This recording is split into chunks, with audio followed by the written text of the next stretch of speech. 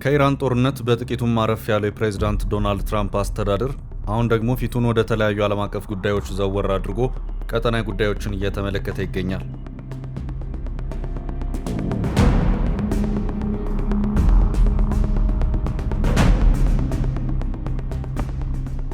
ከኤርትራ ጋር አዲስ ግንኙነትን ጀምራለሁ፣ አገሪቱ ላይ የተጣሉትን ማዕቀቦች አነሳለሁ ያለው የትራምፕ አስተዳደር በትላንትናው ዕለት በዋሽንግተን ከኢትዮጵያ ባለስልጣናት ጋር ተወያይቷል።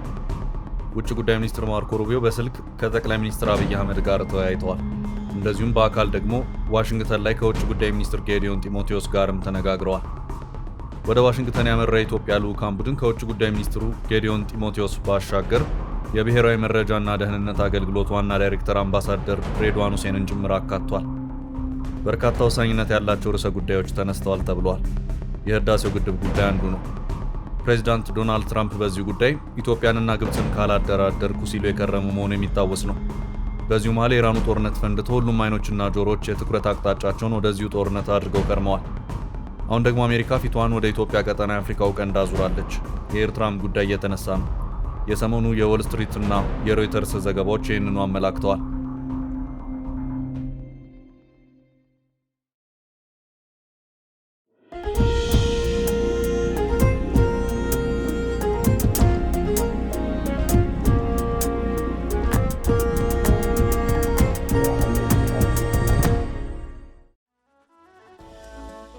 የኤርትራና የአሜሪካ ባለስልጣናት ሲመክሩ ከርመዋል። አሁን ደግሞ ተራው የኢትዮጵያ ባለስልጣናት ሆኗል። ዋሽንግተን ይገኛሉ። ትራምፕ በአፍሪካው ቀንድ ቀጠና አንዳች ወሳኝ ነገር ያሰቡ ሆኖ ይታያል።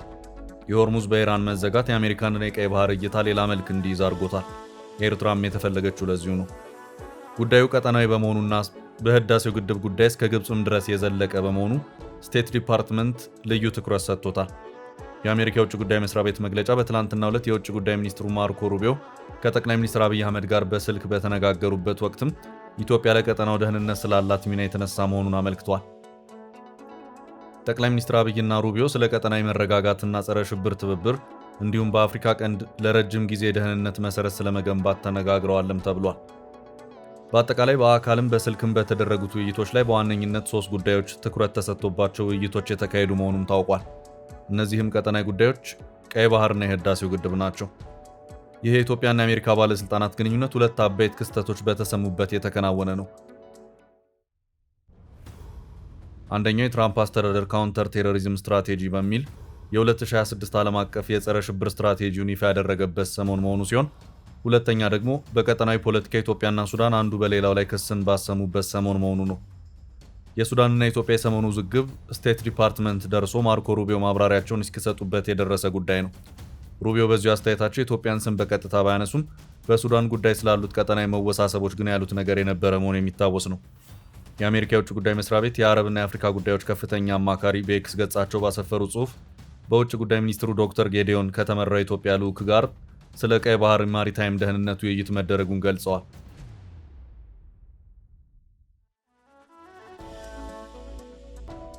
ህወሓት የትግራይ ጊዜያዊ አስተዳደርን ቀሪ አድርጎ የቀድሞውን ምክር ቤት መልሻለሁ ማለቱ ሌላ ጦርነትን ያስከትላል የሚለው ስጋት ባለበት የተካሄደ የኢትዮ አሜሪካ ውይይት ነው። በዚህ ጉዳይ ትራምፕ አስተዳደር ብዙም ግድ የሚሰጠውን አይታይም። የትራምፕ አስተዳደር እንደቀደመው የባይደን አስተዳደር የፕሪቶሪያው ስምምነት ይፈጸም አይፈጸም በሚለው ዝርዝር ሀገራዊ ጉዳዮች ውስጥ የመግባት ሁኔታዎች ይኖሩታል ተብሎ አይታሰብም። እስካሁን ባለው ሁኔታ ሲያደርግም አልታየም። ከዚያ ይልቅ የአፍሪካ ቀንድንና የምስራቅ አፍሪካን ቀጠናዊ ሁኔታ በተመለከተ እንደዚሁም ከህዳሴው ግድብ ጋር በተያያዘም በኢትዮ ግብፅ ጉዳይ ትኩረቱን የሚያደርግ መሆኑን የታዩት እንቅስቃሴዎች በግልጽ አመላክተዋል። እናም በኢትዮ ኤርትራ መካከል ድርድሮች እንዲካሄዱ የትራምፕ አስተዳደር ፍላጎት ነው። በዚህ ውስጥ የኢትዮ ኤርትራን የድንበር ጦርነት የሚመለከተው የአልጀርስ ስምምነት አለ። በኢትዮጵያ መንግስት በኩል የሚነሳውን የወደብ ጥያቄ ጉዳይ በተመለከተ በትራምፕ አስተዳደር በኩል እንደዚህ አይነት ፍላጎቶች እንደሌሉ ከሰሞኑ በሮይተርስ እና ዎል ስትሪት ጆርናል በኩል የወጡ ዘገባዎች በግልጽ አመላክተዋል። እናም በቀጠናዊ ውጥረትን የመቀነስና ሰላምን የማስፈን ሂደት ውስጥ የትራምፕ አስተዳደር ኢትዮጵያንና ኤርትራን ዳግም ወደ ጠረጴዛ ዙሪያ ንግግር የማምጣት ፍላጎትና እቅድ ይኖረዋል ተብሎም ይታሰባል።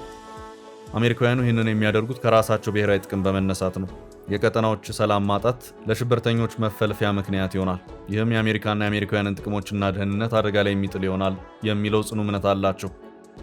ዩኤስ 2026 ካውንተር ቴሮሪዝም ስትራቴጂ በሚል ከሰሞኑ በፕሬዝዳንት ዶናልድ ትራምፕ ፊርማ የተለቀቀው ሰነድም በግልጽ የሚያመላክተው ይህንኑ ነው።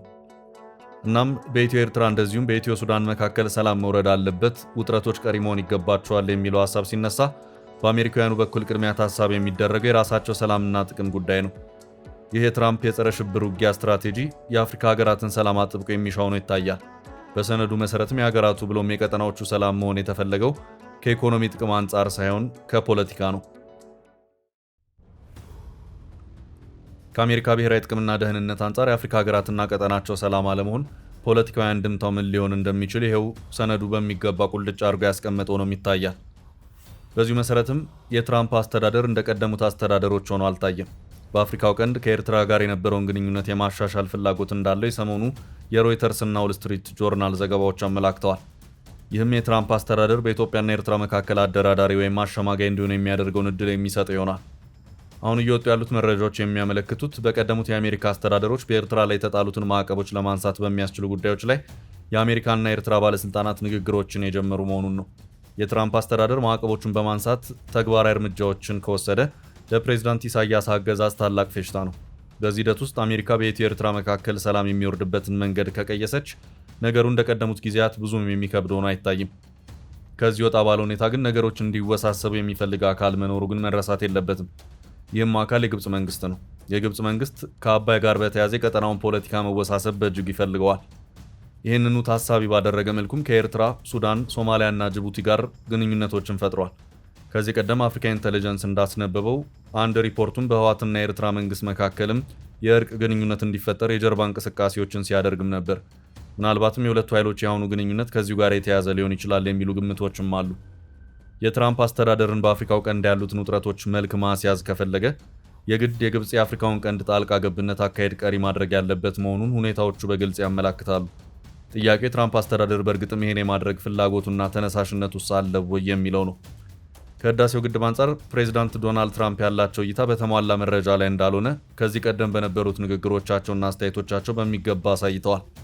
ትራምፕ በመጀመሪያው የስልጣን ዘመናቸው እንደዚሁም በአሁኑ የስልጣን ዘመናቸውም ከህዳሴው ግድብ ጋር በተያያዘ ያደረጓቸው ንግግሮች ግብፅ ተበዳይ እንደዚሁም ኢትዮጵያን ደግሞ ውሃውን በግዙፍ ግድብ ገድባ በማስቀረት በግብፅ ላይ በደልን ያደረሰች ሀገር አድርገው ሲያቀርቡ ተደምጠዋል።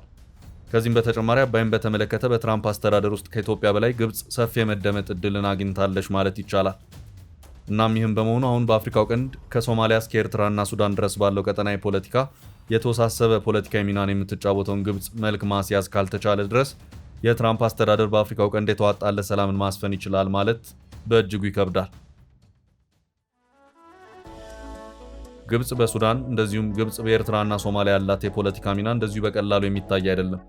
ከኢትዮጵያ ጋር ድርድሮች ይደረጉ ቢባል እንኳን ከሀገራቱ ጀርባ ያለው መዘውር የሚገኘው ካይሮ ላይ ነው። ከህዳሴው ግድብ ጋር በተያያዘ የኢትዮ ግብፅ ድርድር ጉዳይ ከ10 በላይ ዓመታት ተካሂዶ ውጤት አልባ ሆኗል።